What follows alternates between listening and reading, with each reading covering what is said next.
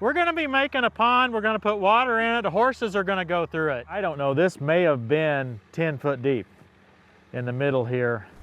But I am gonna taper in the sides. We'll try to get those as gently tapered as possible, and we'll have the center part flat. That's the goal at this point. Somebody asked me how to get unstuck via the bucket in a recent episode. Well, they wanted me to demonstrate it. Here it is. Why wasn't I in this 3046R all day yesterday? This is nice. We've made all kinds of divots and ruts and stuff as we've pushed some of this in. And this MK Martin tool just turns out to be really good at leveling it all out. It gets better quickly. We're gonna dig a little trench around at least these corners. The very first eventing complex for equine ever on Tractor Time with Tim. This very area right here, we're near Longmont, Colorado. You call it the Front Range. 10 years ago, did it look anything like it looks now? No, not at all. There's a lot of development going on. There's a lot of taking, traditional farmland and putting into plots that are smaller plots to sell off. And so we are in this Front Range area starting to see a lot more large property owners. These types of farms, horse farms, the market's changed quite a bit, quite dramatically. Okay, so 10 years ago, you might say, it was mainly big ag in this area. Yeah. And now it's mainly compact tractors. Yeah, right.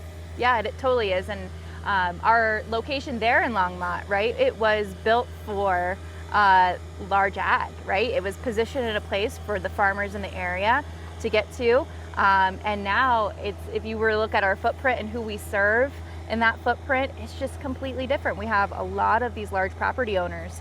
We're intimidated when we go into a dealership because we're not knowledgeable on tractors. We're beginners, right? And so the very next time I came, there was a desk right at the front with someone pleasantly greeting me and saying, oh, do you want to talk to sales? Do you want to talk to parts? Where would you like to go? Can I help you?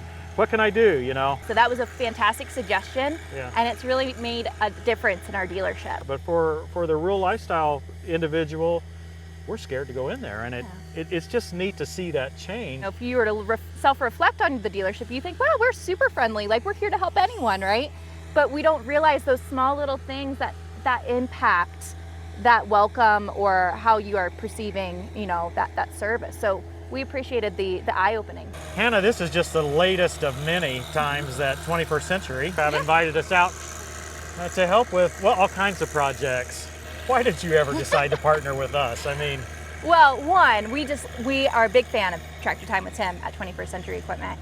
And then two, we know a lot of our customers are researching about compact tractors, and they're stumbling upon Tractor Time with Tim videos, right? Maybe some people are dreaming up their new whatever, their new property and their new pond, their new, landscaping, and they're looking for inspiration and figuring out how do they use something like a tractor to get there, right? Yeah. And so we knew that there's a big following in our area, but there's not a lot of examples of projects in our area, right? You guys are in Indiana, we're out in Colorado. Our soil, our weather, a lot of things are different out here. Altitude was one of the first things that we talked about when it came out. Right? Yeah, I mean, we went up to the high altitudes, and poor little Johnny here did not like 9,000 feet, and so I learned, it's one thing to kind of read it in a book or online or something, but it's another thing to experience. You need a turbocharger at 9,000 feet. And so these guys were able to kind of teach me that, and hopefully we're able to bring some of this information to you, the viewer, as well.